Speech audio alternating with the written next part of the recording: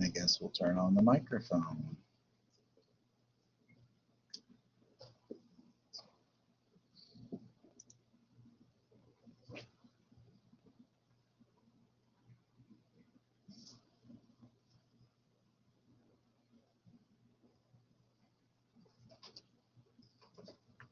Okie doke. So, not everybody's here, but that's fine.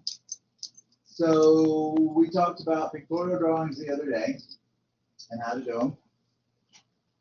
And I'm going to get that uploaded from other class so that they can watch it. Basically, today what I wanted to do is kind of review over where we're at and some housekeeping things like the course evaluations. If you haven't done that yet, it's extra credit. It won't take very long for you to do. It's helpful for us as teachers, so do it for all your classes. It is located in your email. You should have an email that says ECTC Spark, S-P-A-R-C, if I remember right. Because it told me yesterday that some of my classes have a very low number of completions. Now, this does not go away until the 8th of October, which is next Wednesday. So you still have a week to get it done, but don't wait till the last minute. Because if you wait till the last minute, you'll forget, and then it won't be there. And you miss your opportunity to help me out with the class. And an opportunity for extra credit. Even if you don't need extra credit, who doesn't need extra credit? Come on. It's helpful. And besides, if you can give me some helpful hints for making the class better, that's great too. Even if you don't have any helpful hints, if you want to just say, yeah, you did a good job or whatever, that's fine. Or you don't have to make any comments at all, just fill it out, be honest, and that takes care of it. That helps us out. Because we do use these surveys to do some various paperwork, and I do look at the comments. I do.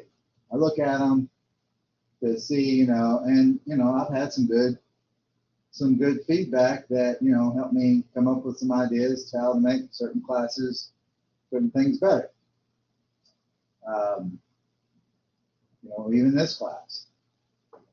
And that's the whole point of what we do is we don't just can a class and this is all we do, even though it feels like that sometimes. I do try to fix things and make it better, take out assignments that I think, because you think about it, if there's 20 people in this class, if all of you, all 20 people in the class, turn in 5 things, that's 100 things for me to grade, and I'm one person. How much time does that take? Well, it can take a little while. So then you multiply that by 2 sections of the class, and it has 25 in it. So all I have to do is have everybody turn in 4 assignments, and there's 100. So that's been a challenge for me to try to make sure that I find time to grade, so that so those are things that I have to figure out. Plus, is it rigorous enough for you guys to learn what you need to learn? Do the videos help? Or am I just showing you how to do it and you're just following along like a puppy and you don't really learn anything? Should I just give you the first half of chapter 4 and then say, have fun with the rest of it, figure it out? Because nobody really used the blocks this time. Not that every class does. And of course, my online people are like, what blocks are you talking about? So, and like I said, every class is different. Everybody learns differently. So, like I said, if you have any suggestions or, this assignment was really challenging, I don't know, or whatever, that's good to know. So anyway, take care of that. If you took care of it today, then you're done. You don't have to worry about it, and you can just finish up the stuff in the class. Now, as far as where is it in the class, well, it should be down here after the final drawing part here, kind of thing. And this is the way class will work for next week as far as my in-person class goes. I'm going to go over Chapter 7 and some dimensioning rules. Okay. I don't know that I'll go over doing the drawings today or not, because what I'd like to do is I would like to get everybody's Chapter 4 stuff graded, because you're going to reuse some of those drawings so that you don't have to redraw as much stuff for next week, because, you know, it's it. We're done. Okay. I will be here, well, Monday, I'm only going to be here, the lab's going to be open half the day because I'm not going to be here.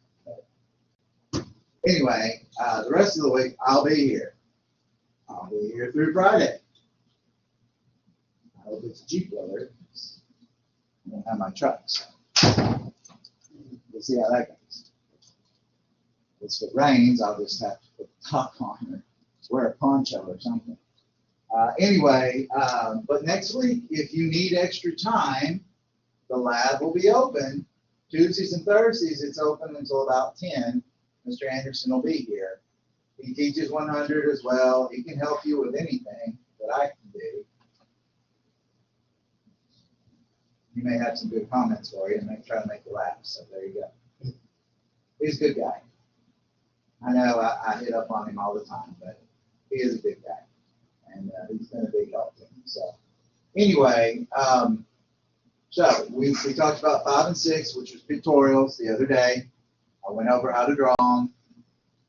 So, and it's funny. So I can figure out, especially in my other class, who watched the video and who didn't. Because the ones that watched the video for chapter 4, they hadn't already turned it in or whatever, they had fixed the things that I went over. Like on the last one, it's metric, right? Or you've got 2 metric ones, and you have to adjust your center lines. You have to adjust the extensions for those. On the last one, there's lines that overlap that you have to adjust for that one center line. I can tell the ones who watch the video. And see, I appreciate that, because that tells me that they took the time to figure out how to make this work.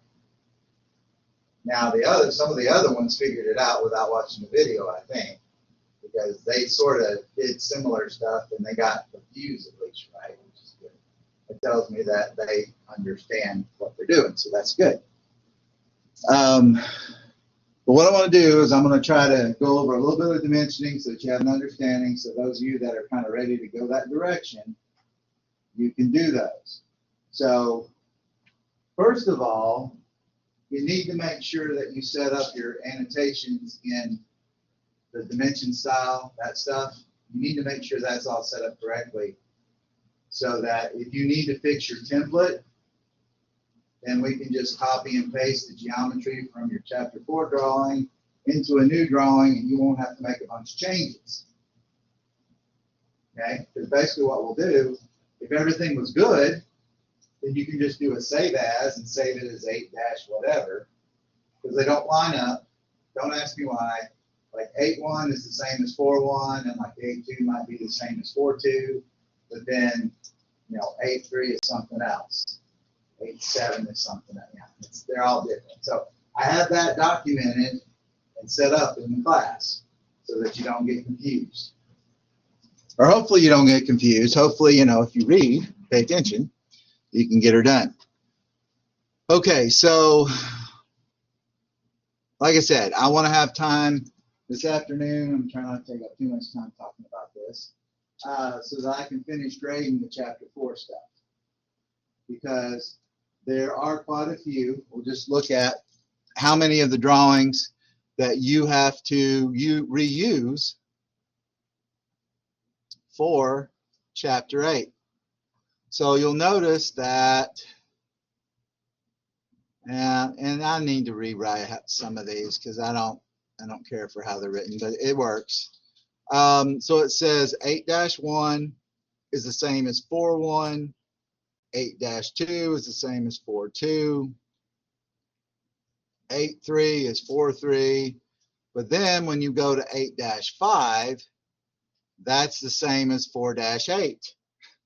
And you're like, I don't remember what that one is. Well, we can figure that out. That's why if you name your files the correct assignment name, not only will the fields work correctly, but you'll be able to find the file that you need to do what you need to do. 8-8 is 411. 8-11 is 415. And then 8-16 is a new one that you have to draw. And I believe it was metric, if I remember right. And then SP, which like special problem 8-1, is the same as 412. And that one should be that bracket one, you know, that's got the holes in the base, 4 holes in the base, and has that one big hole in each of the vertical pieces. It kind of looks like a bracket that you put on the front of my Jeep to put a tow bar on. Well, that's the way I look at it. It looks a lot like my tow bar bracket. It's just the holes not centered up like the way I would have it. But anyway. So that's how we figure out how that works. And then, like I said, and then next week I'll talk to you about the final. Now, I am not going to go, I'm going to show you where it is. I'm going to explain how it works, but I'm not going to go over how to do it. It's all on you. So hopefully, in doing this stuff repetitively, you will be able to figure it out and get a good grade on it. And remember things like, oh, I don't know, if there's a solid line that goes over a hidden line, you don't have the hidden line behind it, or that you put center lines in using the center line tool, that, you know, if I tell you to draw a left side view, but you draw the left side view. There's one of them. Remember we talked about, I said the left side was better than the right. Well, I could tell which people did watch the video, and the ones that just said, I'll just draw the right side view.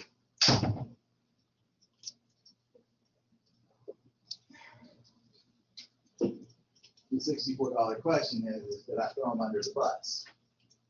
You guys did it because you guys listened. And I didn't have to throw anybody under the bus. For them, since, you know, they're out there in the Ethernet somewhere, I was a little nicer and decided not to. But I did explain that, well, I did say that you should be drawing the left side view because of this, and I explained it in my little thing, and then I copy and pasted it to the handful of people that did it. You don't have to fix it, but this is what you did wrong. Or not what you did wrong, but this is why, this would be why you do it. So, all right, so anyway, let's move along. And the reason that I am pre-gaming all this stuff is because we've only got next week. Okay, we got 2 days next week. We got all day today for those that showed up or those that are online. And once I go over this, you know, it's up to you what you want to do with your time. Or you may be finishing up chapter 6. Okay, so let's look over what he has under the module overview, and let's figure these out. Correctly dimension some of the corrected assignments. Now, there's the important word on there. You've got correctly and corrected. So we want to dimension your fixed chapter 4 drawings. So don't just pull up the chapter 4 drawing, save it as a chapter 8, and go in and throw a bunch of dimensions on it. Because what if you got the views wrong? It's just like the guy who already turned in chapter 8 stuff, and I hadn't even gotten to chapter 4 yet. I said, well, I guess you're just going to have to wait until I get to that point where I can grade stuff. And, you know, it is what So anyway, now I'm not that harsh as far as if you don't make the corrections, I'm going to give you a 0. I probably should, but I'm not Mr. Anderson. And, you know, maybe I should be more of a hard play about things. But I am going to dock the points if you didn't, you know, fix it after I said, hey, you should fix it. So you have 3 shots at doing it, right? And obviously I can delete stuff too. Because you already turned in 3 things because you figured out that you forgot something. Oh, wait a minute. Oh, wait a minute. I turned in the wrong file. Oh, wait a minute. You know, we got learning curves, right? So try to be nice on that and helpful. Because my goal is for you guys to be successful in this class. Not to give you E's or F's or, you know, D's or whatever. My goal is for you to be successful. What does that mean? Well, honestly, if you did the work, paid attention, listened to me, go on and on and on, with a smile on your face, then, you know, oh wait, was that sarcasm? Anyway, you know, you should get an A in this class, honestly. And even if some of these concepts are like, man, this sucks, I don't know about this, it's okay. You can still pass this class. And most of you guys are getting what's here. You're picking it up. There's just some little adjusting. So if you'll make sure that you fix your stuff for chapter 8, you'll be good to go. And like I said, if you need more time, we have the lab today will be open till 10. It will not be open tomorrow because my dad's got surgery, so I can't be here for that. He's supposed to have surgery. We'll see how that goes. But anyway, moving on. But next week, I'll be here Tuesday through Friday. You know. Now, Mr. Anderson has to turn everything in by Wednesday, except for the final. So everything's due at the end of the week, no matter what. Okay? If you need more time, you know how to communicate. There are multiple ways to communicate, right? I have a phone.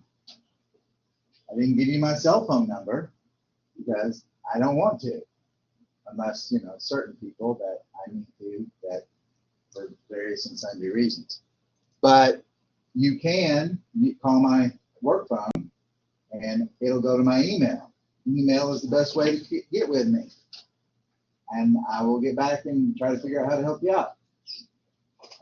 You know, I don't necessarily have time to make extra videos for each person, but, you know, if somebody says, hey, you know, I'm having problems with this, maybe I have a video already that I can reference you to, or something simple. Anyway. All right. So, moving along, you need to fix the stuff in your chapter 4. Look at the feedback, fix it, turn it in. Before you go on to do the chapter 8 stuff. So what are the objectives? The objectives are to demonstrate proper dimensioning techniques and correct usage of standard and annotative dimensions. There's no standard dimensions. They're all annotative. And then editing text for dimensions. Now, there's only, when we set this up, because I redid how I want to do the template, you should have 2 dimension styles, period. You should have a standard one that you turned into metric because it already exists, and the annotated one, which is your inch one. If you made extra ones, then guess what? You're going to go back and fix the standard one and turn it into the metric one. Because I'm almost going to guarantee that what I want to do won't work the way I want it to, and I'll explain why. I explained why when we did it, but you know, some people had already worked ahead, and that's okay. Just telling you, you're going to want to fix that, and you may need to do my little copy and paste idea to figure it out. So you'll notice that some of these assignments on here may not be in your grade book because I haven't edited this since I've been using this shell that Mr. Anderson created for me. Because because I did one for him for 102, he did 100. And so I've gone in and I made tweaks here and there, but it's not that easy when you've got 5 classes every 8 weeks to do. And that's not his fault or your fault or anybody else's fault. That's mine. That's who does the schedule, me. All right, moving along. You don't care. You're fine. And I put this stuff on YouTube. That's going to be awesome. Lovely. I should just not talk so much. Okay. So I've got the chapter 7 dimensioning PowerPoint. I have my own dimensioning ones here. Principles of dimensioning document and the 57 do's and don'ts of dimensioning. And my people from yesterday are like, oh yeah, he talks about that. Yeah. When I was in college, I had to take a true-false test on all 57 of them. That was great. Dr. Gal was well, anyway. He knew how to draw.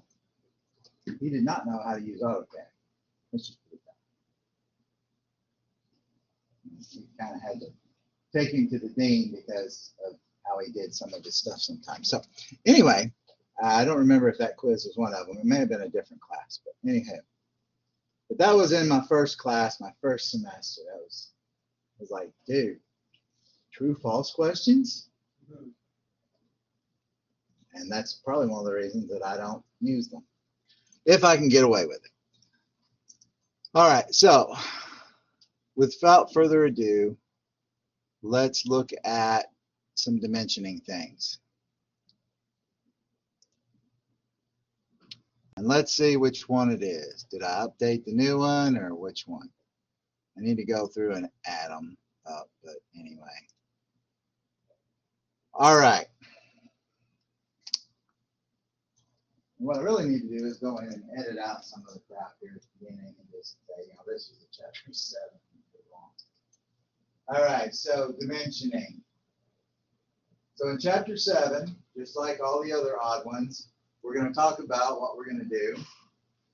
And then in the even ones, we're going to do it using AutoCAD.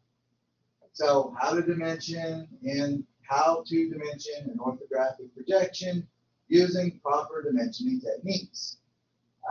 What are the key points? Dimensions affect how a part is made. If you do not have the right amount of decimal places behind the number, if it's an inch drawing, that determines the tolerance and how close those measurements need to be for it to be a good part and for it to interface with other parts. So dimensioning is important. So what we're creating is a detailed drawing. At the beginning of the AutoCAD part here in chapter 1, we talked about engineer drawings, right? Technical drawings. Well, a technical drawing is a detailed drawing. There's another part of this called a working drawing set, which is where you have a whole bunch of parts put together to make an assembly, and then each of those parts has to have its own detailed drawing. So if we had a whole bunch of parts, we put them together, but this is just basic, so you're just learning how to do a part or an object. Okay, so the orthographic projection is the shape description of the object. So your views that you need, whether it's a front and a top, a front, top, and right side, front, top, and left side. Why? Because the left side could have more information, less hidden lines. It's okay to do a left-sided view. Now, if I was a right-handed person, would I make such a big deal out of it? Probably not. But in this world, just because the standard is a right side view, it doesn't mean that it always has to be that way. Okay? You can apply that to a lot of things in our world. Just because that's the standard, that doesn't mean that it's how it has to work. There are other options. Detailed drawing. An orthographic projection plus the dimensions and notes or specifications to tell you how to make the object that you want to make. For example, here is a front and side view. So which one is the front view?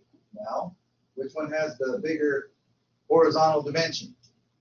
The one over on the left, 1.50, and then this will be the side view, which is 1.25 deep, 1.50 wide, or long, whichever one you want to use. And then it's 1.25 tall. Now, since you have two views, you want to put the dimensions between the views as much as possible, but is it okay to pull this one out here? Yes, it's okay to put them on the outside if you can't put them in between easily. Or you have to go through the part. Like, it's closer on this side over here on the left for the whole dimension for us to put the dimensions over here on the left and the size. So this is a size dimension, this is a location dimension. Those are your two kinds of dimensions, size and location. And then now you got your hidden lines. Notice that you locate your negative things that are hidden wherever you see them solid, not where they're shown hidden. So even though the rule says don't dimension to a hidden line, part of it is don't dimension to a hidden feature, which is represented by a hidden line. So this over here is a center line, right? So you're like, well, that's a center line, I can dimension to it. But no, you can't, because it's hidden feature. You can over here because it's solid. Now, if I were to do a section of it where I made this all solid, then yeah, I could dimension to it. But as is, I can't. Okay, learning to dimension. So this is always the fun question that people just don't think about. You think that the dimensions that you were given to draw it is how you need to dimension it. Well, no, that isn't exactly how you do it. So the answer is no. They are not necessarily the same dimensions. Well, what do you mean? You gave me the size of it. Well, it's not necessarily, it's how it's dimensioned. It's the placement of the dimensions. Just because I gave you the size of it, that doesn't mean that that's exactly where you're going to put that. You may have to do it a different way. And we have to follow a standard. Remember, we talked about ASME or ANSI, ANSI standards. Well, the ASME standard for dimensioning is 14.5-2009. I don't know that they've updated it into the teens yet, but at least it's not 1994 like it is on one of my other slides. So one of the things that you're going to run into is a tolerance block. Of course, you got your projection block. Remember, we talked about first and third angle projection. Some of you guys accidentally did some first angle projections without realizing it. So I had to explain, move your views, they're on the wrong side. And that's okay. So tolerance block. It's important to know because you have to know how many decimal places and what are those tolerances. That's why we show the zeros.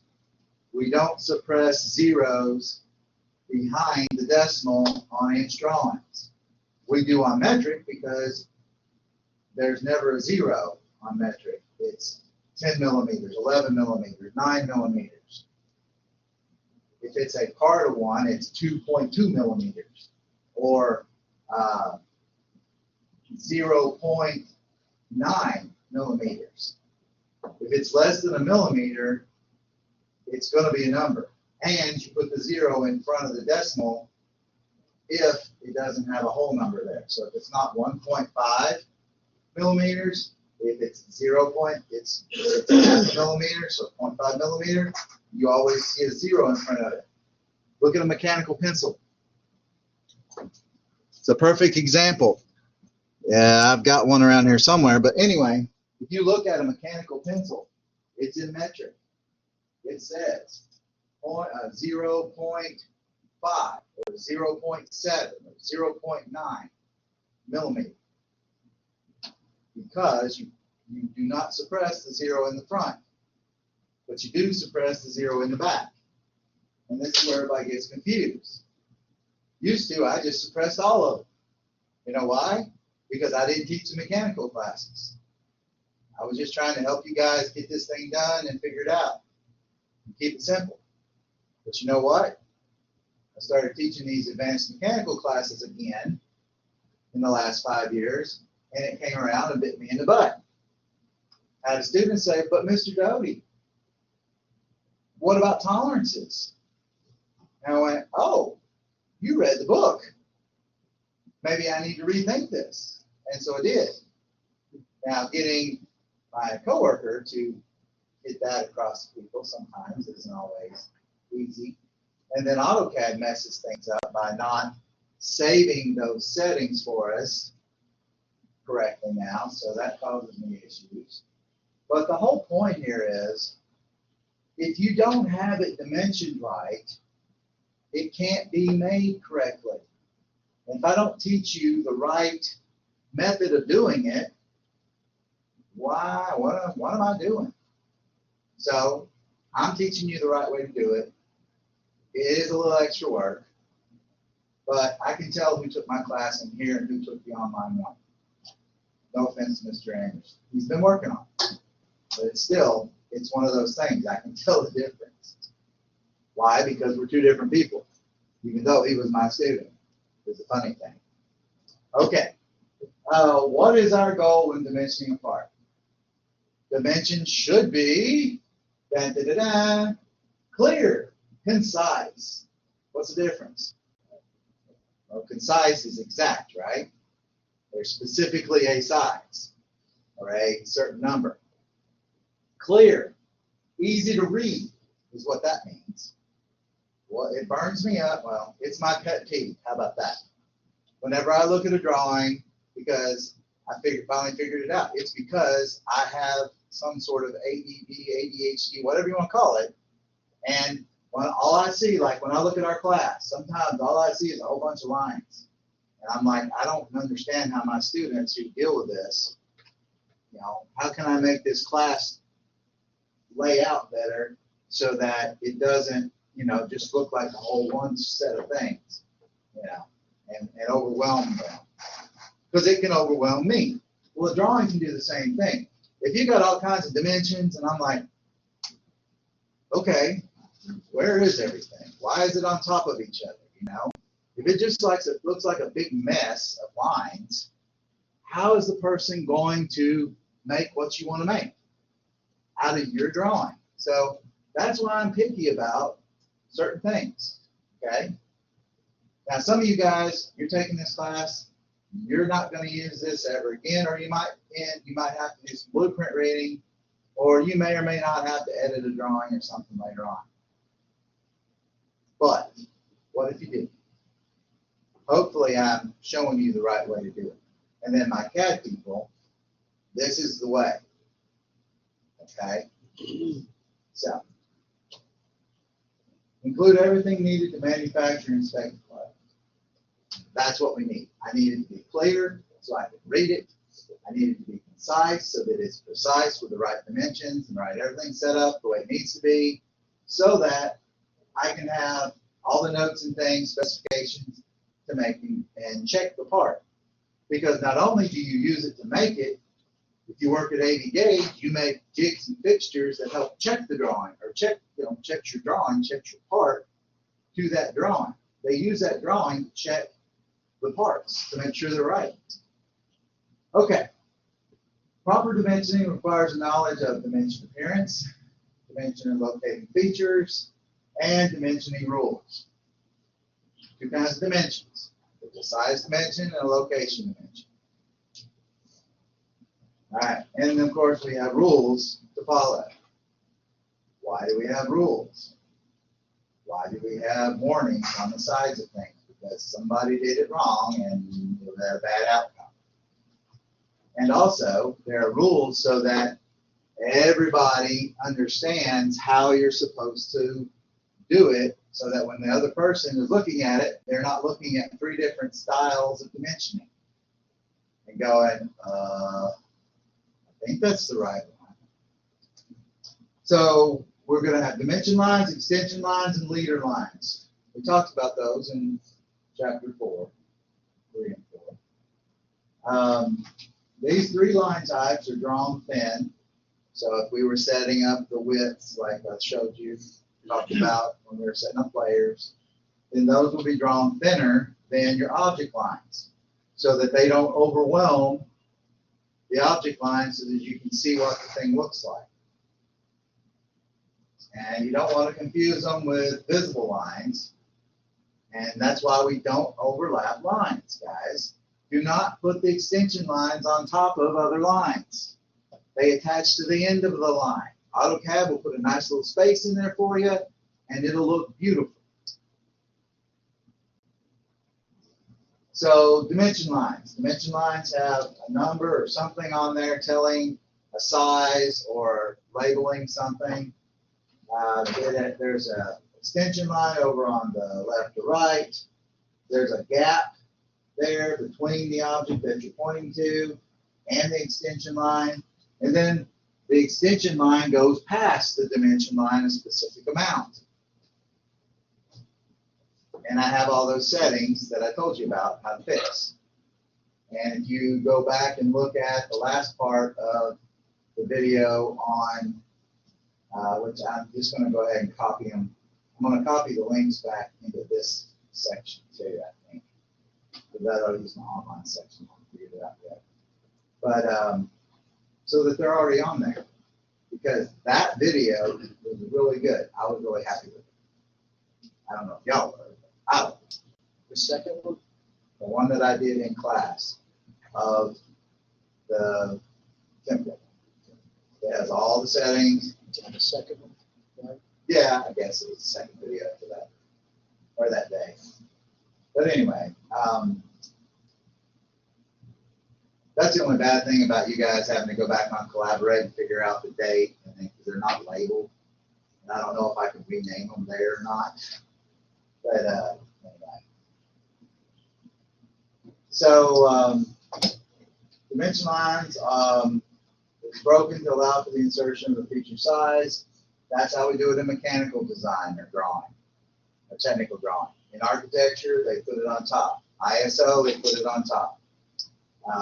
But we're doing unidirectional, which means you can always read it horizontally, never sideways. Your extension lines, like I said, you want to avoid long extension lines. So that's why I said sometimes you put your dimension over on the outside of the views if you have to, because you put it on the side where it's closer to whatever you're dimensioning. If you can't reach it from in between the views, you go to the outside of the views. Leader lines, you got a couple of options. Normally they have a little arrow on them, and then they'll have a note. And if they're pointing towards a circular object, they always point to the middle or the center of it. There are dimension tools to do that. And there are certain times when you're supposed to use those tools, and there's other times when you're supposed to dimension it with a regular dimension and put a diameter on it. How do I know that's round? Because it's got a diameter symbol right there. That tells me that this is like a knob or a nut or something that you would turn, because it has a diameter symbol right there. So if you have something that is a positive cylinder, it is always dimensioned with a regular dimension, not with a leader.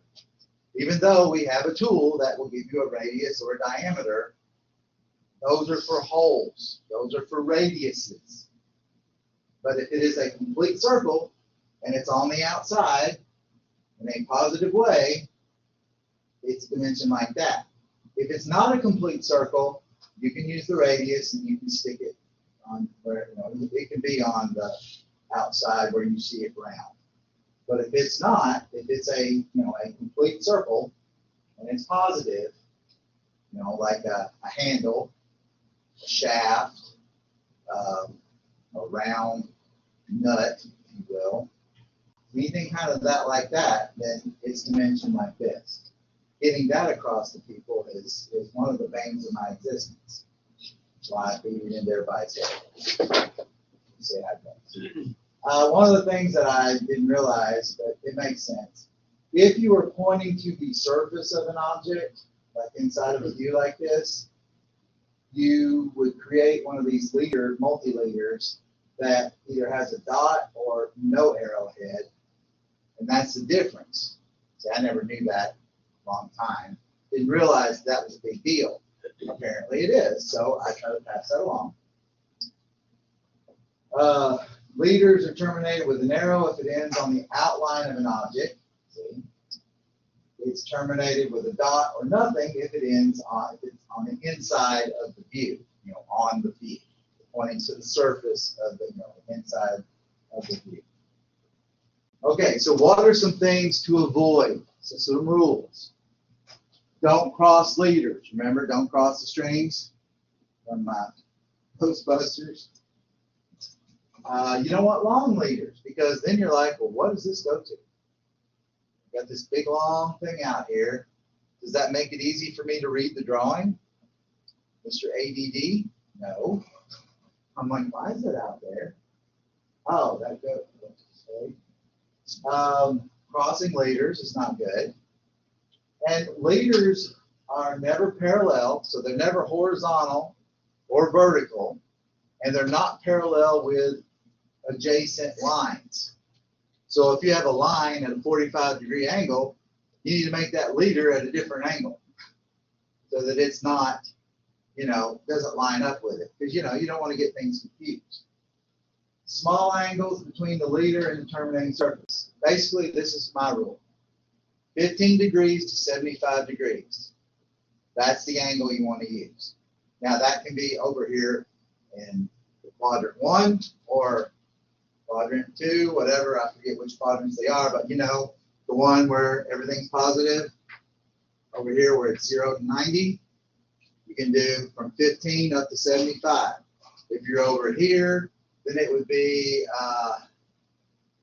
let's see, what's 180 minus 15? So that'd be like 165? 165 up to 105, something like that, which is, if you were to measure over here, that would be 15 degrees up to 75. And the same thing goes for any of the, all 4 quadrants. Just don't make them horizontal, don't make them vertical. Try to keep them not the same angle as lines that are on your views.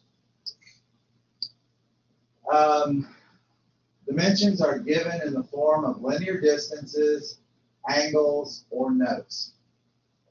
So if you have a whole bunch of arcs that are the same, and you use that command called fillet, let's say, to put in those little arcs, and you have a whole bunch of them, let's say you have 5, you can put a note on there, or just dimension 1 with a leader and say, 5x space R5.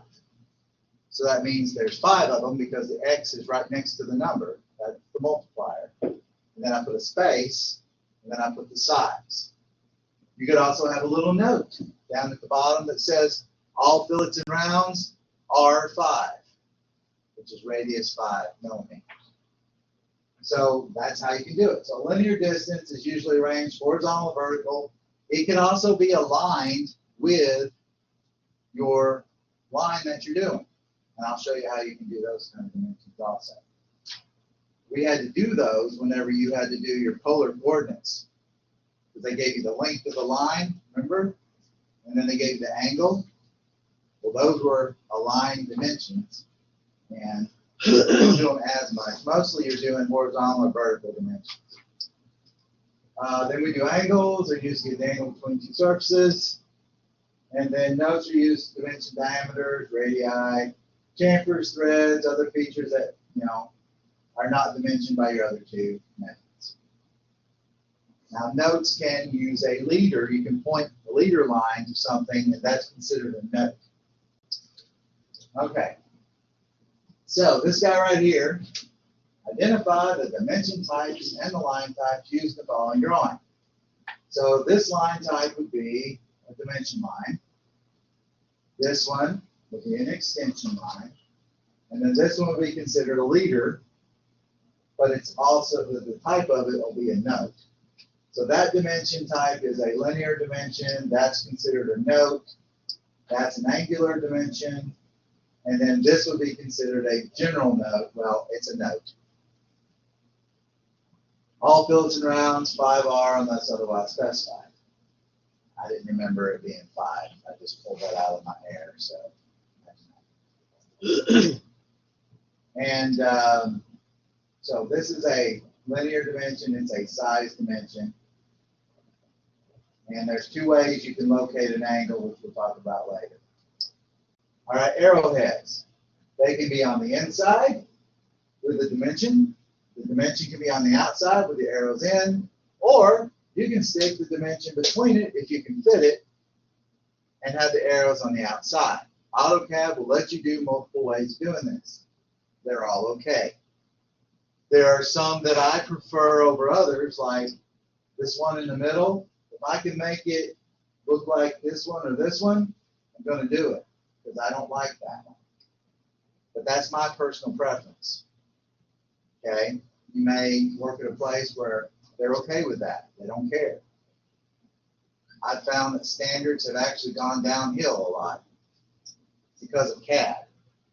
Isn't that funny? CAD's supposed to make things easier, but you know what? It also makes people lazy. They just take whatever's there and they don't make the adjustments that they need to make it right or what should be. So even though I teach you a lot of this stuff, you may go out in industry and see stuff going, Mr. Doty would not like that. I can't help it. I'm not out there in the real world. But I'm trying to teach you stuff that I've had experience with and that some places like, and then, sometimes my students actually help out, like Altech. They weren't really using geometric dimensioning tolerancing a whole lot. One of my students was really healed. Why aren't we? This is important. And then explained it to the upper people, and then the engineers were like, well, yeah, actually it is. And so he helped them understand. So maybe I'm doing something good. I don't know. Some of my students, they see what's going on and they, well, that's actually, this would be better, And I'm not tooting my own horn. I'm just saying that I know out in industry it's not all the same. And it's okay. But there are certain things that, I've been doing this long enough that I hope I can pass on some of this stuff to people so that it doesn't get lost. And people don't get lazy or stay lazy. Just because it's easy doesn't mean it's the right thing to do. Sometimes the right thing to do is hard. There's a lot of things that go with that. So don't always take the easy way out. Do the right thing. Go to the next one. Lettering should be legible. That's why I said, there's certain fonts that we want to use and certain ones we want to stay away from. You're not going to have a drawing that has Chiller on it, right? Probably not. Or Magneto. It's a really cool font, but it doesn't really belong on dimensions or notes. So we keep it simple. Lettering. Lettering is set to 0.1. I do 0.125. I'm sorry, I don't round it off. I do 3 places on that one because that's just me. That's what I learned. So it's either 1/8 of an inch or 3 millimeters if it's metric. In AutoCAD looks at it this way. It's a unit, and it's 3 units, or it's 0.12 of a unit. That's why metric drawing is 25.4 times larger than an inch drawing of the same related dimensions. Anyway, dimensions and symbols replace text. So when I started, we would say things like DIA for diameter, or we didn't use that circle with a slash, you know, the Ghostbusters, no smoking sign thing. It's funny, people of my generation related to Ghostbusters. Luckily, they rebooted it so that some of you guys would know what I'm talking about without crossing the streams and all that. So depth has a symbol, diameter has a symbol, counterbores, countersink. We used to put C-sink and C-bore and SPF for spot face. Now we use a symbol. Why do you think we use a symbol? Any ideas? Universal understanding. It's a universal, yes. It's like a universal translator. You can send it wherever you want, and even if they can't read the language, they can read the numbers, and oh, that's a counterbore. That's a countersink. That's a diameter. R means radius. Those kinds of things. Because not everything is designed or made in the United States. It might be designed here and made somewhere else, right? Because it's cheaper. It's just the way global economics work. Or maybe the company is here manufacturing things, but their home base is in Germany or Japan or Korea. Well, they send the drawings over here. We still need to be able to figure out how to read them.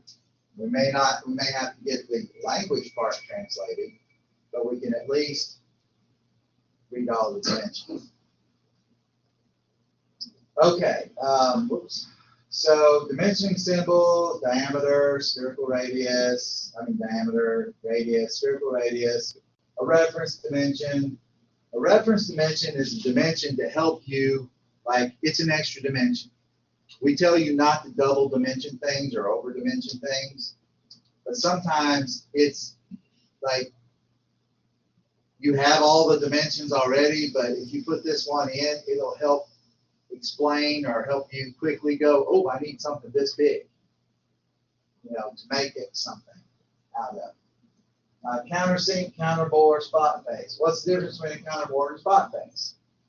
Well, a spot face is basically you just flatten the area enough so that the bolt or nut or bolt head or nut or whatever will sit flat on a surface. Whereas if you want to hide the bolt head or the nut, that's a counter bore. And then if you want your, like a wood screw or a deck screw has the angled underneath bottom, a machine screw that has an angled bottom, that's a countersink so that it will sit flush with the surface. Number of times, 4x. And there's your depth symbol. That's a good one. It looks like a T with a V. Or to me, it looks like a line, a stick figure shovel. Or the old ones that they had on like the World War II tanks. You know, they had these old T shovel things on there. Is what it reminds me of. Just because I like World War II stuff and armor and all that. But anyway, Cougar wagons and all that good stuff. Dimension, not the scale, square, arc length, conical, slope, symmetry. Now that symmetry symbol right there, how many electrical people I got in here? Anybody electrical, electronics? So that is a ground symbol to me. Looks like a ground symbol. Symmetry is when you take an equal sign and you put it perpendicular to your center mark, your center line. So if you have a center line on something and you take an equal sign, put it on the bottom, put it on the top, that's symmetry. That is a ground symbol. Anyway, just saying. So I should go in there and just fix it and make it equal.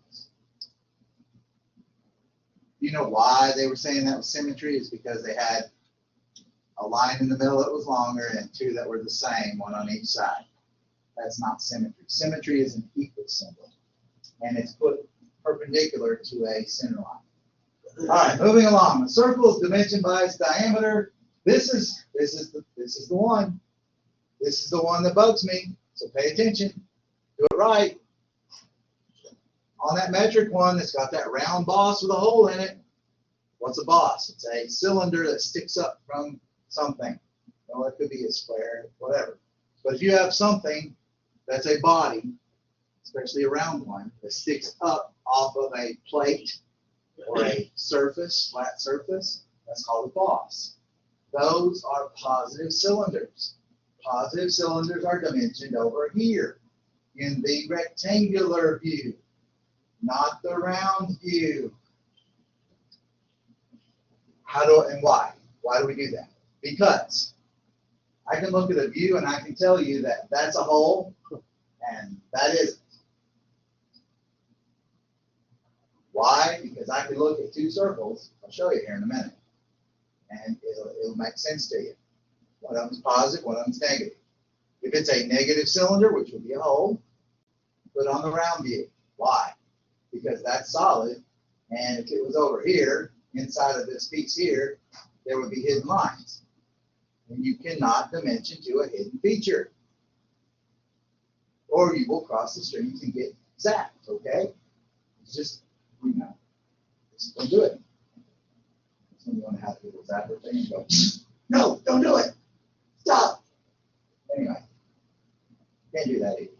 You know those dog collars that do it? We got one for our dog all the way up. It does faces and none. It depends on the dog. Some of them are just. He doesn't care.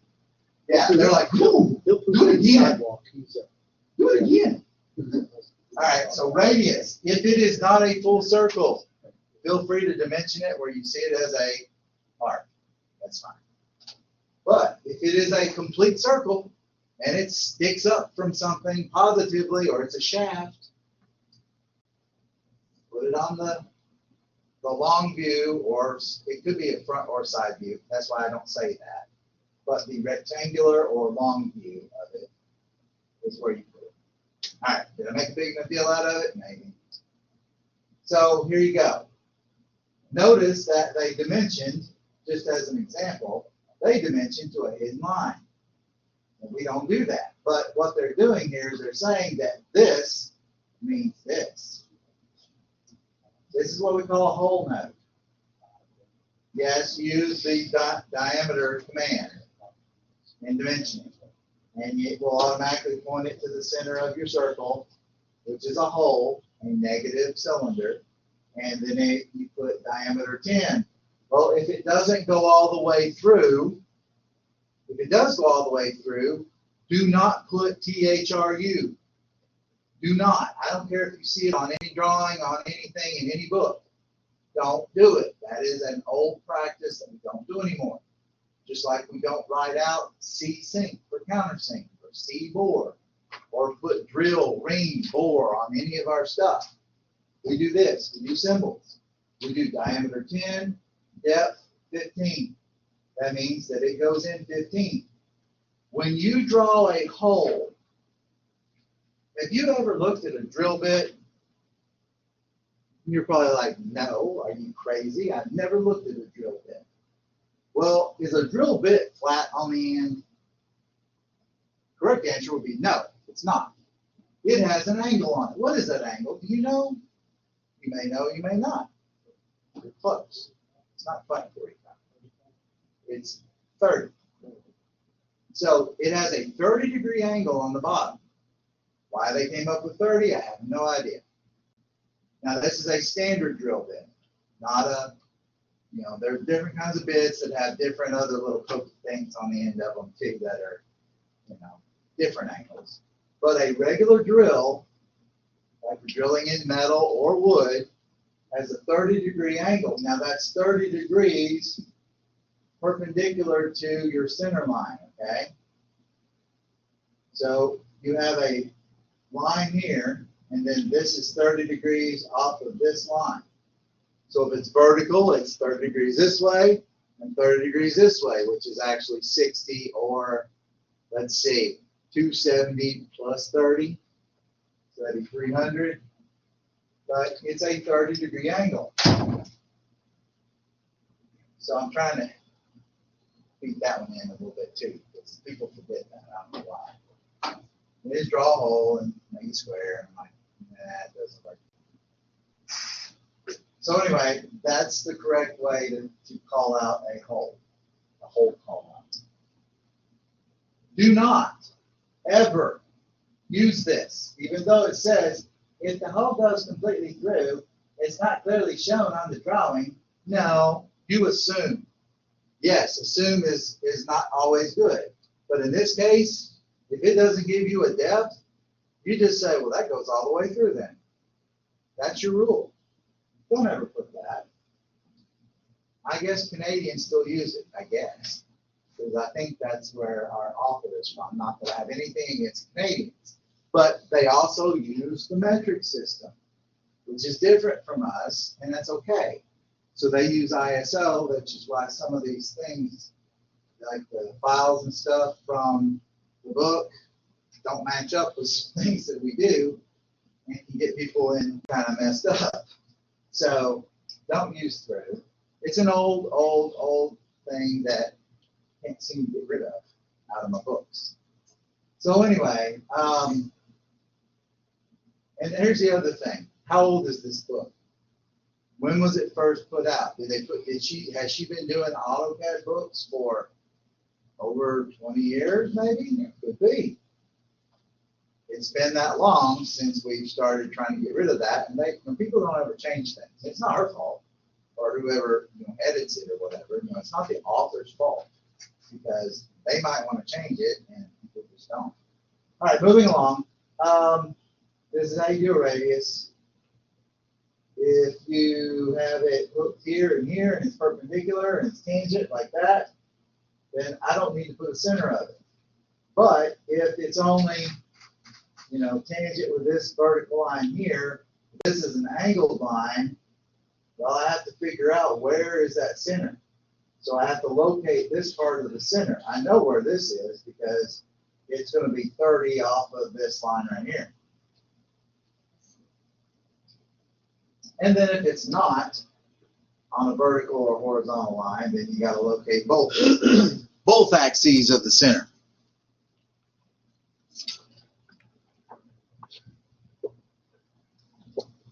Okay.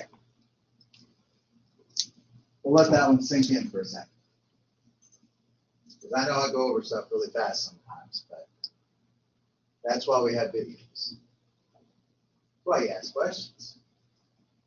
But if you don't know what question to ask, then you got to think about it, and that's okay. Sometimes you have to mull things over, let things sink in, try to wake up, all that kind of stuff. So this is a spherical diameter, which means it's what? In that case, it's a marble, it's a ball, right? It's a beach ball. It's round, completely. I would say it's the Earth, but the Earth isn't completely round. It's not flat. It's not a complete circle. It's more of a ellipse. Funny as that is. Just slightly. Close enough that we'll make it globe round. Just because it's close. It's not a rocket or anything. Spherical radius is this, where you don't have the complete circle, but it's a sphere, so it's round in the one direction. Like you can tell that this is like if I were to I would put a diameter symbol on here for this size here because I know it's round.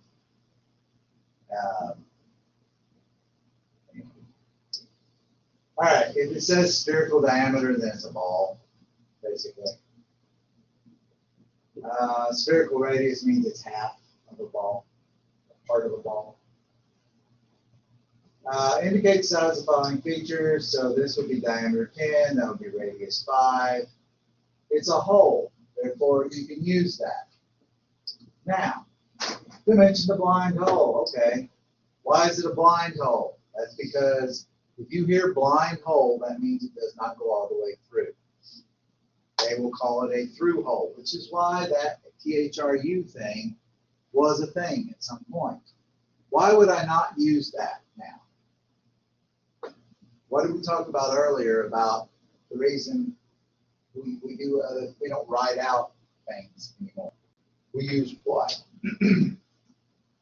What do we use instead of words? Symbols. We use symbols in AutoCAD instead of having the word OSNAP at the bottom, O tracking, all that fun stuff. We have symbols. We have little pictures because it makes it more universally easy to read and understand.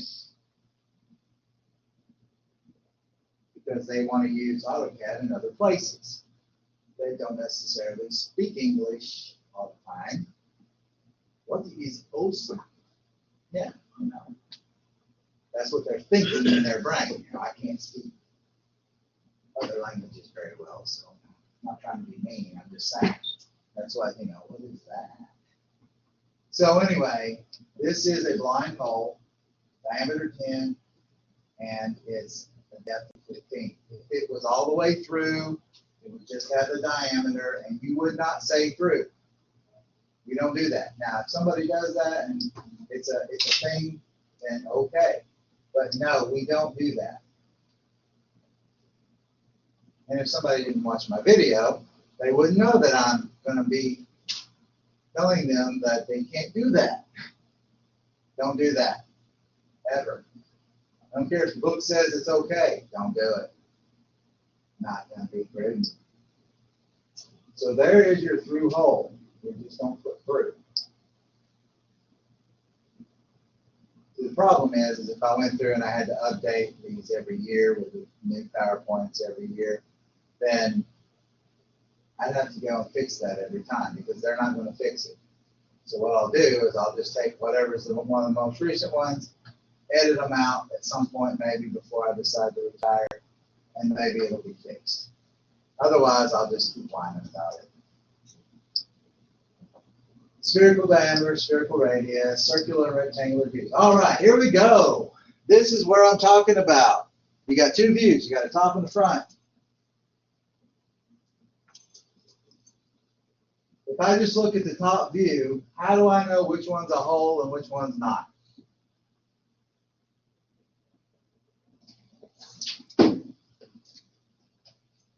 Elementary, my dear Watson. This guy right here has a diameter of 20 on it. So the only way that I can dimension it up here where it's a circle is if down here it's not a positive one. It is a hole. Notice they did not put through. But you don't put through. Now, if I didn't have this view here, I could still figure out what the shape of this is by how it's dimensioned, if it's dimensioned correctly. This is a location for the center of this. This is a location for the center of this. This is my overall size dimension. Location, size, size dimension. Oh, wait, that's a hole. But they didn't dimension this one, they just located it. Well, that tells me that it's a positive cylinder, so the dimension is down here. And I'm not a fan of this dimension. To me, this would be a reference dimension, and then I would have an overall dimension. That would be my thoughts on it, but you know, that's just me. So you got circular view, rectangular view. Positive cylinders are dimensioned in the rectangular view.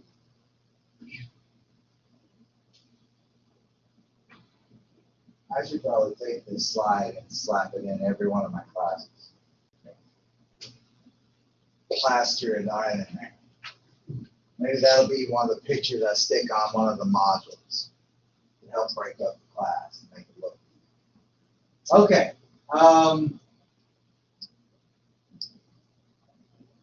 The cylinder is not confused with a hole. That's the whole point of doing it differently. I can look at one view and I know exactly what it looks like.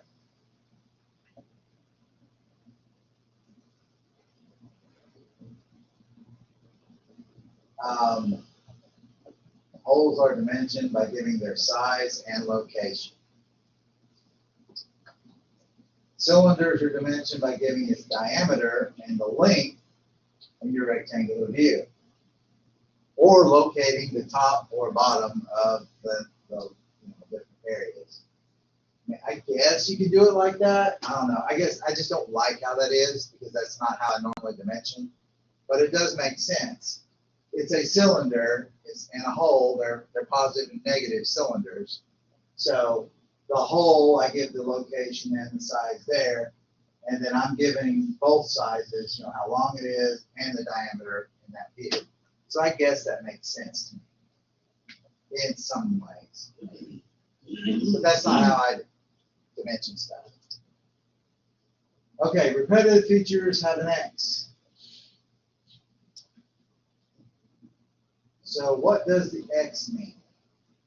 Got two options. If there's no space, then it means it's a multiplier. If there's a space, then it is a size. So something by something, like 2 by 4, 2x space, or 2 space x space 4. That sounds weird, but if I do it that way, then it makes, hopefully gets you the point across that if there is no space, it's a multiplier. 8x diameter 10. That means there's 8 diameter 10 whatevers. This is a reference because I already have the 10x 15, and then the reference here saying the total distance is that. Why do I have all that on there? Because you don't want the guy or gal who's making your part have to do math.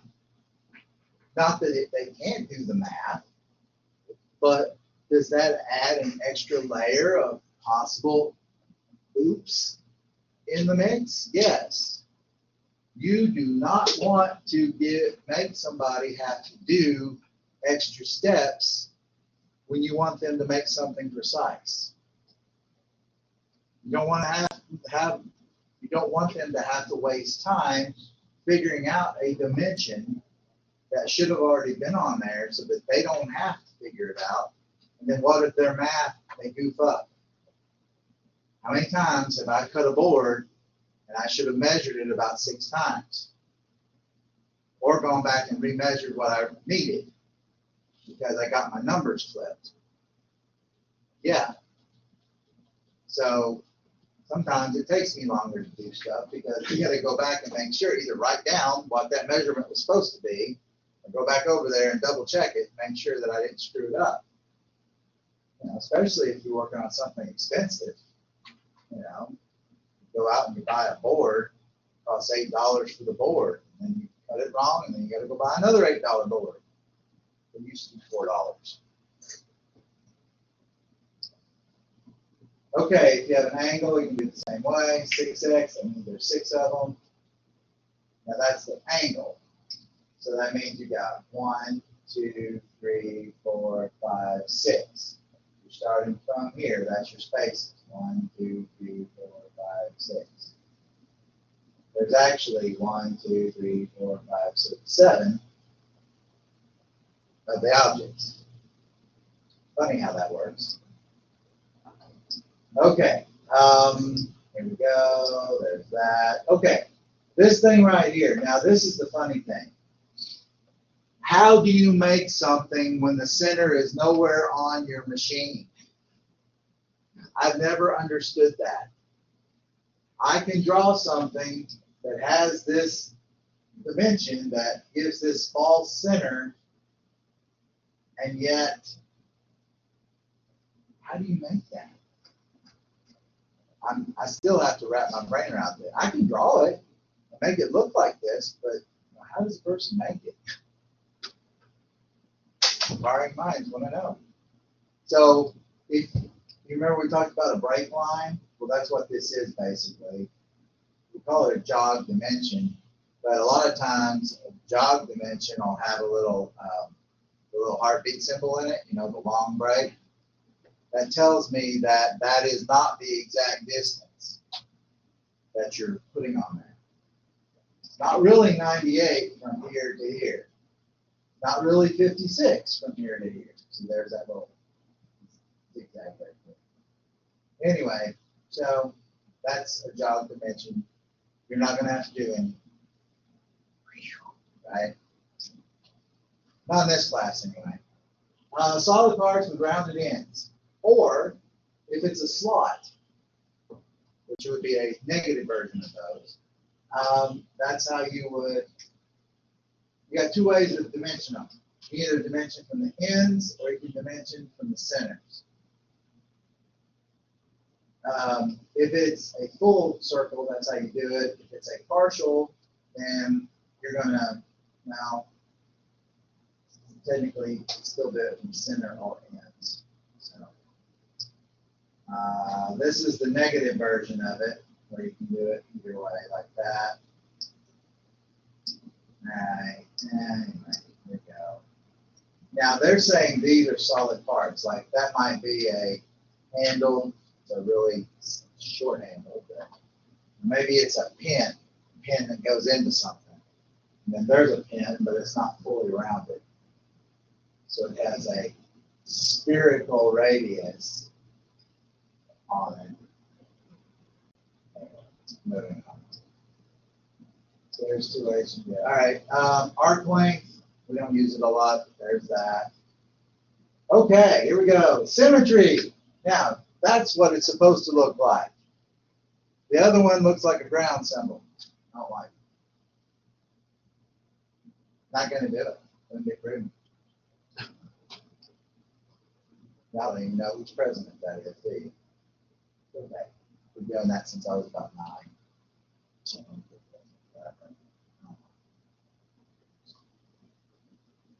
Anyway. So this is symmetry. So do I need to dimension anything over here on this side? No. Because everything is over here. It all works. As far as symmetric, it's only necessary to dimension or draw half of it. Sometimes people will even go to the trouble of breaking this off and not even drawing this part. I don't see why. I would just draw the whole thing. You can cut off this half over here, like you could put a short break line and then not even have this over here. Just have this half over here. And it would look weird. Well, if you can't visualize it, why not just give them the whole picture like that? Yeah, that's why broken out parts and stuff like that are usually, it's better to do them for details, like you need to blow something up. Then yeah, you'll do a broken out thing, and if you need to do symmetry, you can do symmetry. But if it's a symmetrical part, draw the whole thing, then dimension half of it, move, you're good. And then they can go, okay, well, it's 10 over here, got it. That's 20 over there, got it. And they're going off the center, so they have a reference or a datum they can go off of. And that's what that is, that symmetrical center line right there, that's their datum. What is a datum? Oh, what is that? That's a new word. A datum is a surface that you measure from. All things have them. And if you get really technical with them, that gets into geometric dimensioning and tolerancing. But datum dimensioning is kind of what we want to go for. All right, moving along. Counter bore holes. This is what they look like. This is the correct way of doing it. You have the hole, which is the small one. But notice that you point to the big one. Yeah, but the hole size comes first. If I have to point to the big one, I got to edit that. You got to edit it anyway. I'll show you how. We'll get to that eventually. Maybe today, maybe not. I don't know. See how long it takes me to do all this. Anyway, this is the drill size. This is the counter bore size. And I'll show you where to find those symbols. And then on the third line down, you do the depth. That's the depth of this guy. Now, what if the hole doesn't go all the way through? Well, then you have another little line in here that has the depth of the hole. So you could have up to 4 of these lines on this if you need.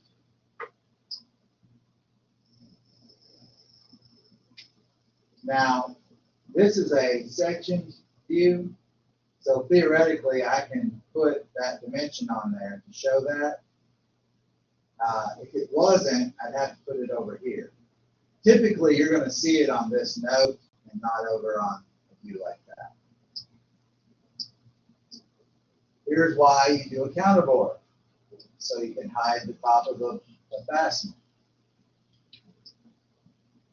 This is a spot face. Here's your example of a spot face. You've got this arc surface, but you want your bolt or your nut or whatever your fastener is to be able to sit on a flat surface. It doesn't have a depth because typically it's just enough to make it flat. And then here's your countersink. Here's the symbol. Countersink only has a diameter and angle. The angle is measured off of the center, your symmetry center line here. It's measured off of the center line of your hole. So if it's 90 degrees, then it means it's 45 from here over to here, 45 this way.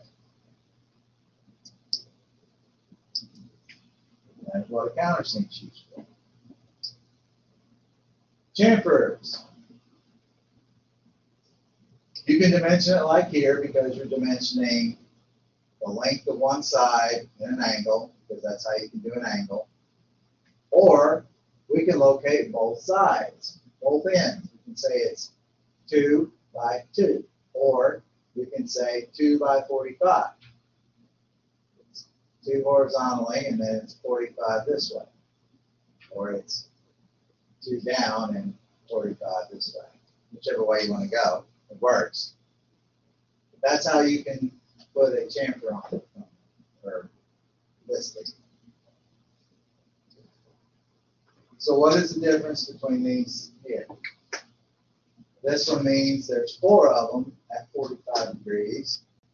And this means it's 4 millimeters or 4 inches, 4 units by 45 degrees. That's the difference. So what is a chamfer used for? What does that mean? So every 4 inches, it's 45 degrees? It's not right, is what it means. Oh. You wouldn't see that Oh, I thought you were saying.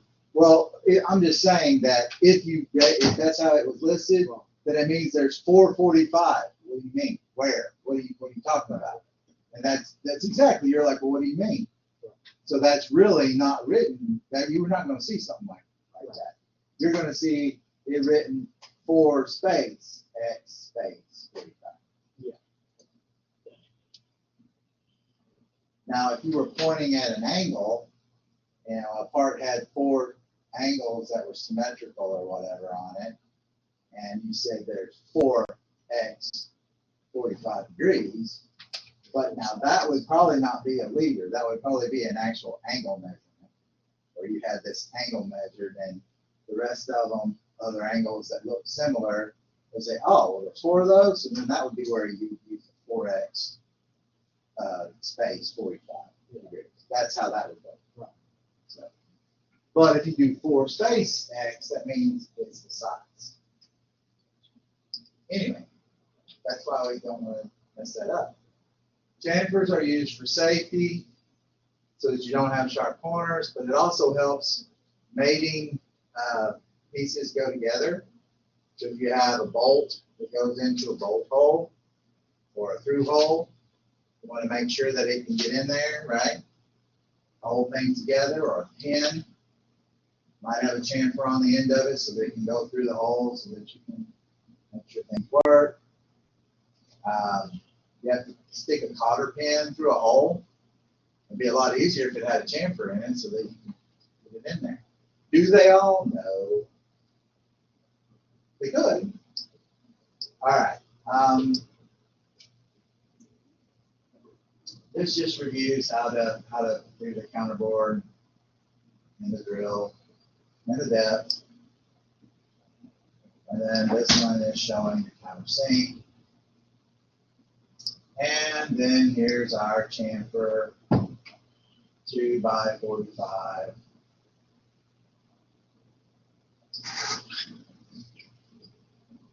And then drawing notes. Okay, Drawing notes give additional information to help us in making the part, treatments or finishes, or a blanket dimension. What that means is like all fillets and rounds are 5. All fillets and rounds 3 millimeter unless otherwise specified. In other words, if you don't see a dimension on it, that's what it is. If it's a fillet or a round. Remove all burrs and break sharp edges. That's for safety.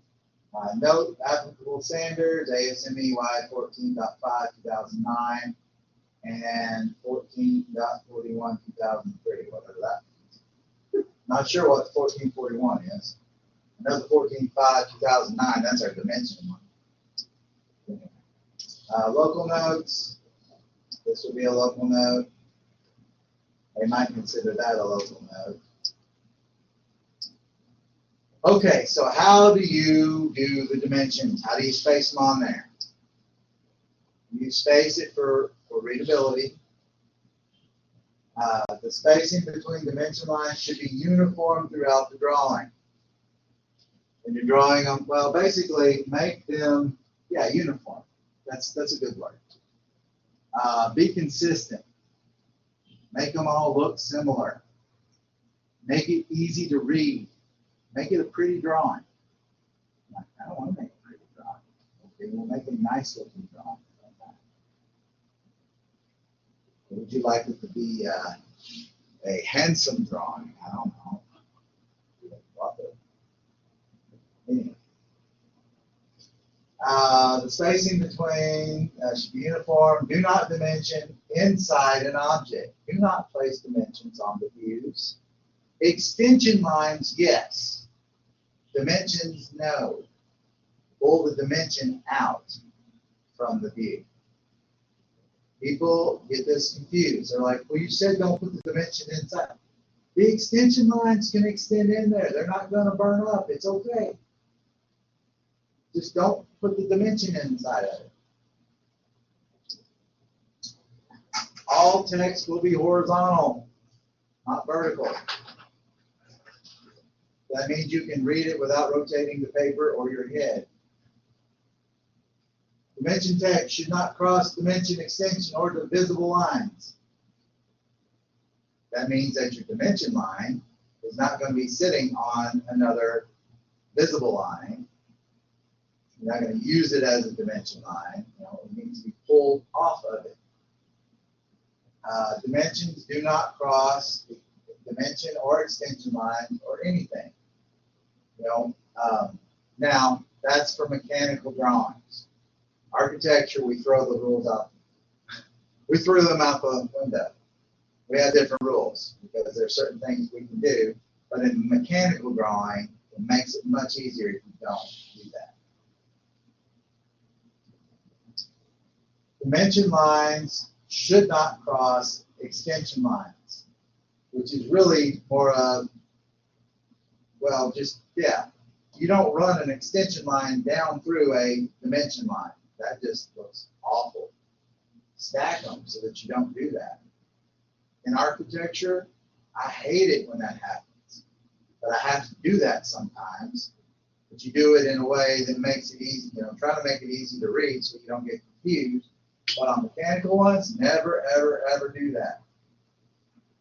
Now, extension lines can cross. That's okay. An extension line can cross a visible line. That's fine. It's not going to burn up. Okay? You got to point it to the end of the line and close to it so that AutoCAD can attach and leave a little space, not hanging out here somewhere where I don't know what it's pointing at. All right, so what's wrong with this drawing? How many rules did we break? Well, let's see. Let's see if we can guess them all here. So this guy's really far off of here. And then you got this space, and then this space is even different. This is inside. That's probably not good. This is inside. That's also not good. Now, is it okay for that extension line to hook on to the end of that? Yes. Is it okay for that to do that? Yes, but you have to pull it outside of the view. That's not good. Pull that down in here or pull it down here somewhere out of the way. You don't want to cross those. And then that one's obviously not the right direction. Oh, everything wrong in one view. Spacing. Oh, I didn't even catch this one. Look, there's not a space here. So what they did is they overlapped. They hooked onto here instead of here. And so you have an extension line overlapping my visible line. So if I tell you you have lines overlapping, don't do it. Fix it. There's no gap there, which means they hooked onto here. There's no gap there. That means they hooked here. You hook here and here, not back over somewhere else. If you have to move the dimension to the other side, then make sure you fix the extension lines. Very important. Missing the dimension diameter of the hole. That's true. We located it, but we didn't tell how big it was. That's not good. This is a better way of doing it. Notice I said better. Because you can always do things a little differently if you need to. So this is a really long leader, and one of their goofy rules that they have out there says that you should keep your leaders up. Well, guess what? If it's really long, I'm okay if I pull it down here and do this right here. Or even over here. That's fine. I'm okay with that. That's good, even though that's a little too far off of here, but at least this, this, and this is more evenly spaced. Just like this and this is more evenly spaced. And you pull this off of here, that extension line still goes in, hooks here so that I can leave my space, and then they pull this one up, it's hooked here, see it can go in, that's okay. They can cross into the surface of the, inside of the view. But this, the dimension here, does not. My people that are online or whenever they watch the video will be like, which one's he pointing at? I'm pointing at the pin over on the left-hand side. Okay. Questions? Yes. Good. All right. We're getting there. Extension lines and center lines should not connect between views. Yeah. So you can connect on a view. You can connect center marks to you just don't try not fix them to where they don't really overlap. They just touch. Get them as close to that as you can. But between views, they shouldn't. Leader lines should be straight, not curved. Well, architecture, we do curved ones. We're not doing architecture, are we? And see, they say that the center of the arc or circle at the angle between, they point to the center of the arc or circle at an angle between 30 and 60. Well, I have a different one. My standard is 15 to 75. That way I'll give you an extra 15 degrees either way. All right, so what's wrong with this one?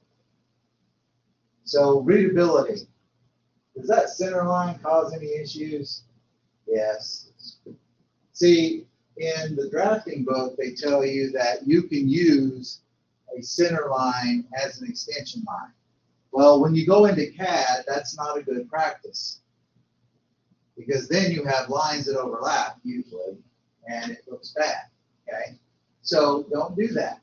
Always attach your extension line to the end of your center mark, and these do not connect between views because it just creates a mess.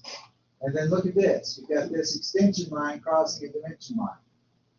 That's very bad practice. This guy should be pulled inside of here and then adjust that. And they're going to say that that's a bad angle. But I would be okay with that, except for the fact it doesn't point to the center. So, what is? Oh, let's try that. Okay. Hang on just a second. I need to check.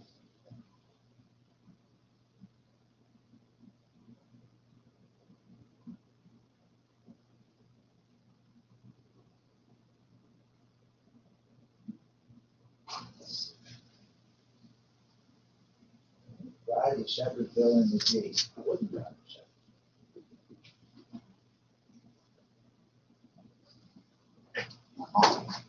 Anyway, so they're saying this is not pointing to the center. That is not supposed to be there. It should stop here and stop over here. The text, oh, it's sitting on top. Should be on top, should be in between, and crossing there. So, okay. This is a better way of doing it. And this would be how I would do it. Now, I do have one issue. You see how close that this leader is to the corner? I don't like that. I like to pull it away from the corner just a little bit so that, I don't get, that's just me. I don't like it. That's just not my favorite kind of thing. Dimensions should be grouped when possible. They should be placed between the views unless there's always an, but in this case, unless clearness is promoted by placing it outside. In other words, you have to pull it through the view instead of it being close. If it's closer on the outside, then you do it on the outside. If you can't really dimension it anywhere else, then that's where you got to do it. They should be attached to the view where the shape is shown the best. You can adjust that a little bit because sometimes you want to group the dimensions together and stack them. And so sometimes we will kind of adjust that rule a little bit. Never, ever, ever. That should be like number one. Do not dimension the hidden lines, period. Do not dimension to the center line of something that's hidden either. So, very important. So, what's wrong with this? That guy should be over here. That's what's wrong with that. So, list the dimension mistakes and list the dimension it correctly. All right, well, let's see what they did. What's wrong? Okay. Where the feature is shown best. So this is one where I would override this, and I would probably do this. Well, I wouldn't do this because that's a hidden line. But well, in that case, then I probably would move it down here because I'd have that dimension, and then I have another dimension that's stacked. So yeah, I probably wouldn't override that one. That one, they're saying we go over here. It really depends on the overall height. But see, what I don't like is having an extension line can't hook there, because then it kind of could change what that shape looks like to me. That's just me. But I don't know. I like this because I can come off here and do the overall. And then I could also stack on this 10 right here. But that's just me. So here is, so there's no dimensions on the side view. What does that tell me? Did I really need to draw it? So if you don't have dimensions on something, there's a good possibility that maybe you didn't even need it to show anything. Over, under, dimension, parts. So no measuring from the drawing. Yeah, you're not supposed to measure the drawing. Okay, that's the whole thing. And try not to duplicate dimensions. Remember I said reference dimensions. So if you need to do something that explains something and it's really a duplicate dimension or it's over dimensioned, then you have to put it in parentheses so that it's a reference dimension. All right, find the missing dimensions. There are 3. So we got the 80, 180, 120, but I don't have an overall dimension. Now I would probably put it over here and see, you got to pick. Is this better shown here or better shown here? I'm okay with what they have there. They're going from there and there and there. And then they have the overall depth.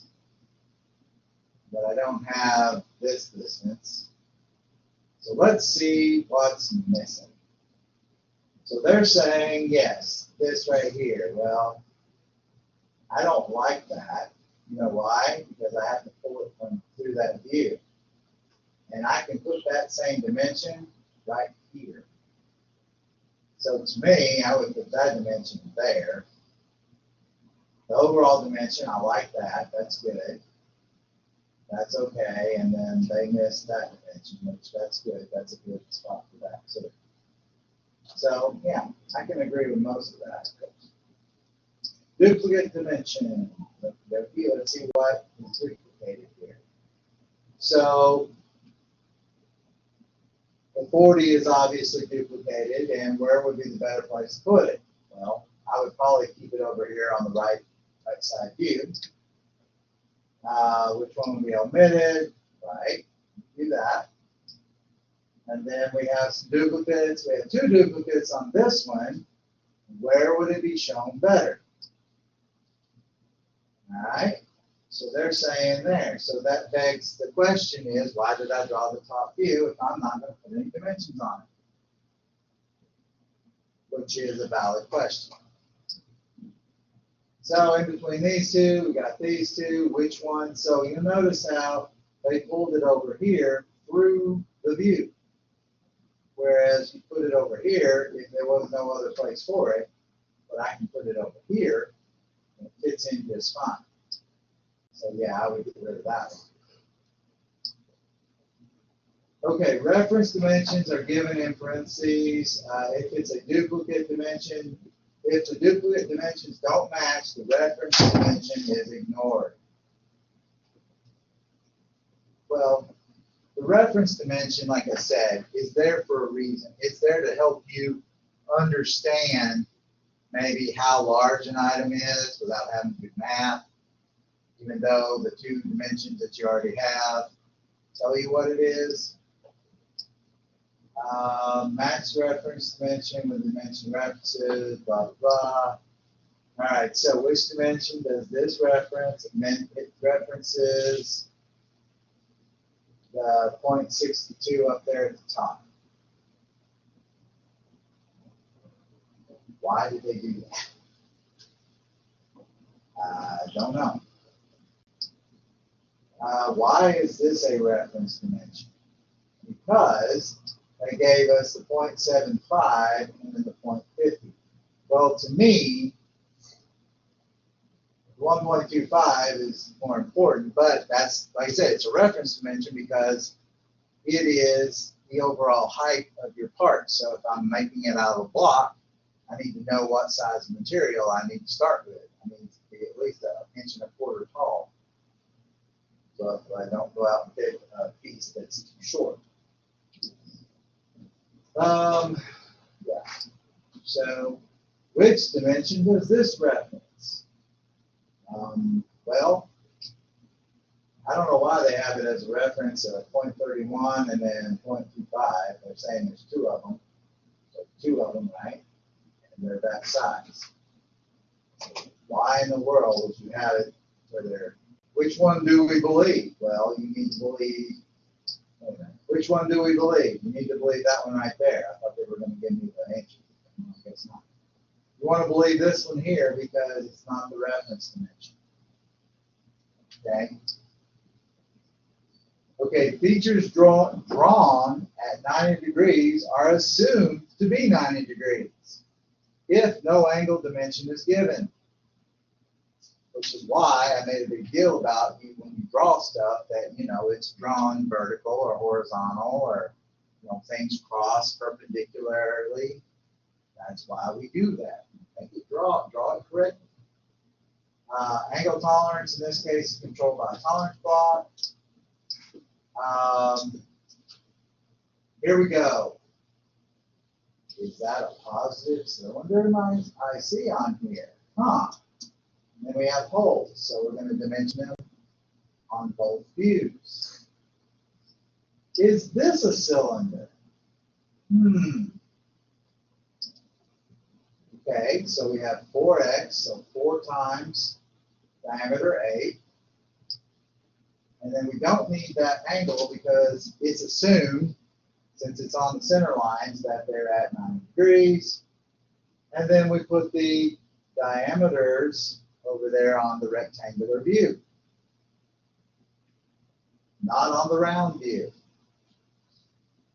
Keep that into people's heads. And then there's your depths.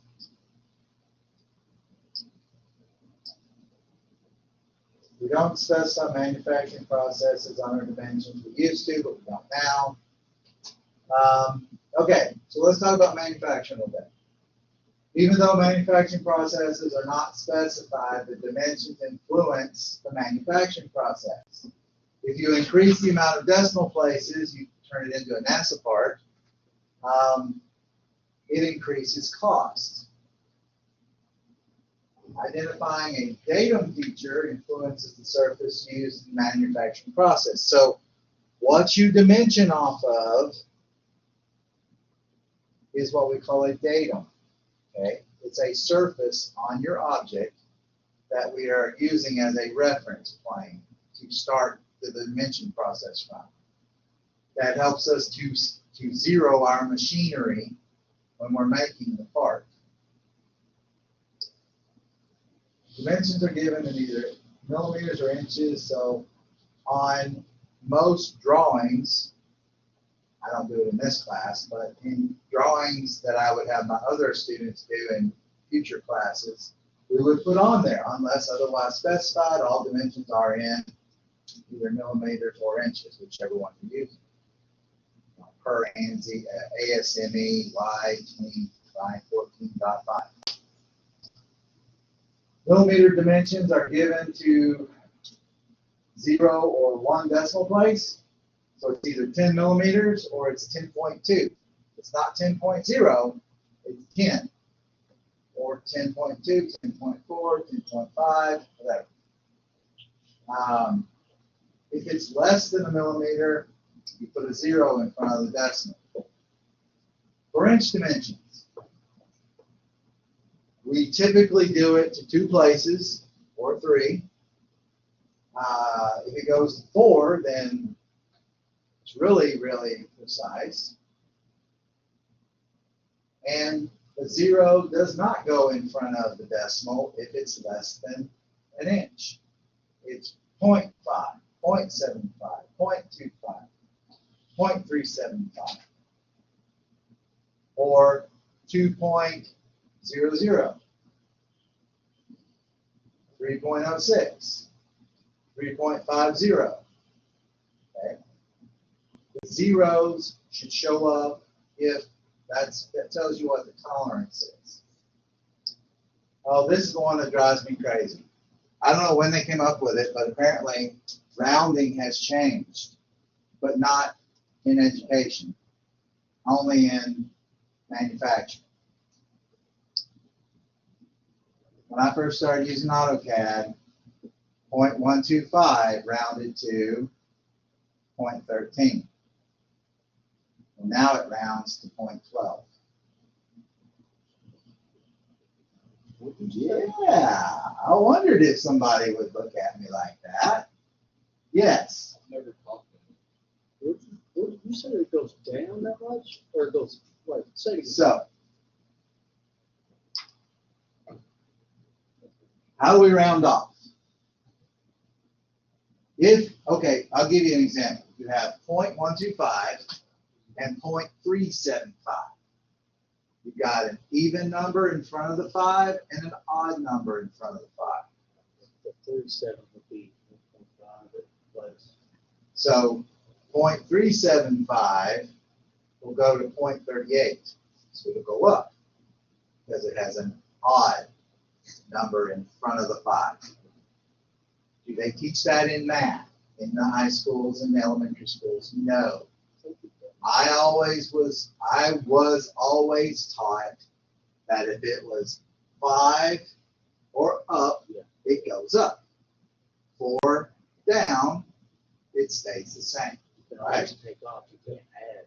Yeah, so I don't know why, but apparently somewhere in some engineering place, and now in AutoCAD, it does this.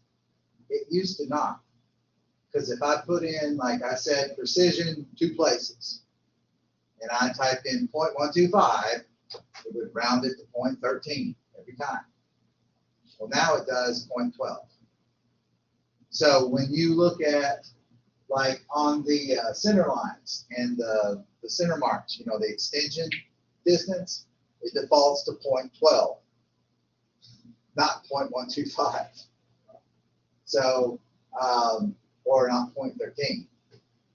And I've never understood that. Now, I'm a big proponent of when you have something like this where it's 0.125, that 5 means something. Because if you take 13 and 13, or even 12 and 12, that does not add up to like 0.125. If you take that, add it, multiply it by 2, that gives you 0.25, right? So 12 and a half and 12 and a half is 25. 12 and 12 is 24. What happened to that other part? You know what I'm saying? So for accuracy, you have to think about if you have something that's symmetrical, that adds up to a larger dimension, you don't want to round that off. By the time you get up there, you'll be all. Yeah, it jacks up everything. So anyway, so in the book, for rounding purposes, if there is a even number in front of the 5, it stays the same. But if there is an odd number, it goes up.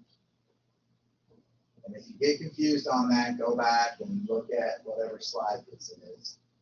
And it says 1, 2, 3 would be 1.12. Okay, if it's less than 5, it stays there. If it's more than 5, we go up 1. But if it's a 5, then you have to look at, is it even or is it odd? If it's even, it stays the same. If it's odd, it goes up. So there you go. There's your confusion for today. Makes no sense to me. Somebody in manufacturing engineering decided that would be smart to do. They're going to have to explain to me why they came up with that. All I know is AutoCAD now does it this way, and I guess that's why they have it. Okay, so they go through and they talk about 3125. It's even, so it stays the same. 562 would be 16. 8 would be 112, and then 375 would be 38. So anyway, that's kind of the goofiness of it. Dimension accuracy, this is where you're talking about tolerances. We're almost done. And I'll watch this. Stick that one up there. Look at all of the, the bad thing about having a cover on the clock is the lights make it to where it's hard to read. Or is it already 11? I guess it is. Well, guess what? Just give me 5 more minutes and then we'll go lunch, okay? Does the arrow indicate the increasing or decreasing accuracy? So this means that 1, 1.0, and 1.000, this one is the more accurate one. Write down the range in which the dimension values are allowed to vary. Okay, so this one would be like a 1/2 inch. It could be a 1/2 inch variation. That's a lot of difference. You don't want that on a bolt. A bolt in a hole, then it may not, it'd be kind of sloppy, wouldn't it? This one could be, if it's one place, then it could be like 0.5. difference, so that'd be like 190 or 0.95 or 1.05. That's a little bit closer. And then if you had three places, which they actually use three places,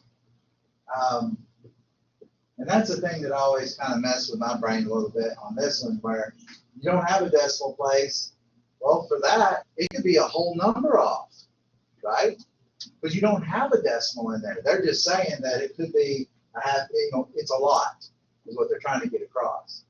Whereas one decimal place could be anything. It could be, it depends on what you want it to be. Is it 0.1 off? Is it 0.2 off? Is it 0.3 off? What is your tolerance for that? That's why you have a tolerance plot. But they're just trying to explain that the number of decimal places makes your precision more or less. Oops, what's wrong? I'm sorry. But anyway, that's what my student called me out on. I'm glad he did, because it's very important. If you get rid of the zeros, you're getting rid of your precision. And things don't work. So anyway, you also have things like you have sizes that are different, like a size 80 drill, or you could have a size J drill, and then you have wire gauges, that are different sizes. So there's all kinds of different sizing. A 440 screw, or a number 10 screw, or a number 8 screw. Those are all things, and then you have to figure out how big is that actually. All right, there's some advanced dimensioning, some mistakes, things they talked about. There's spacings and all that. Don't dimension the hidden features. Yeah, that should be a radius. Locate the radius center. Use symbols. So correctly dimension. Those kind of things. Then they talk about dimensions are always at a certain temperature. And then part sizes prior to processing may be specified on the drawing. Functional dimensions, they imply function. And last thing we want to talk about real quick is datums. So you think about these imaginary planes or surfaces that are the edges or the surfaces of your part. Those are datums. That's how we want to dimension. Okay. Datum features, those are surfaces that we're going to reference off of. So there's 1, 2, 3 datum planes. And this is the kind of dimension you want to do. This is my datum over here. This is my datum. And then the back of the part is my datum. Okay? And that's how you want to think about it. If you do it from the back of the part in the side view, then in the top view, you have to go from the back as well. If you go from the left side of the front view, then you have to also go from the left side of the top view. Okay? If you go from the bottom, between these two views, then you go from the bottom on both views. Okay? Just remember that. These are datum feature symbols, just something to expose you to. You don't have to use them. Good datum features are functionally important surfaces, mating surfaces, big enough to permit it in use in manufacturing part. In other words, you can reference it with a machinery. Do we always know the function of the part? No. So we make an educated guess as to what is a good datum. The bottom is always a good datum. You just have to decide front or back, left or right. All right, and then, okay, that is bad. That's still bad. I'd pull that down there in a heartbeat. But anyway. Every dimension is tolerance. If it's not tolerance, then it's called the basic dimension. You put a box around it. And here's just some examples. Tolerances, explicitly stated tolerances covered by tolerance block, dimensions are implied, and basic dimensions. So there's that. It's almost like a reference dimension in a way. It's just there to help you, understand sizes. Datum dimensioning, this is how we want to do it. This is called continuous. Try to avoid that one. I will tell you it's wrong. Do it this way. It's called datum dimensioning or baseline dimensioning. You have less error buildup on baseline or datum dimensioning. Anyway, these are all just applying the dimensions. Look at those to help you with dimensioning things, and there we go. All right, so works for me. Okie doke. Well, it's lunchtime, so we got through that. That was fun. And we will go over some other stuff when we come back from lunch.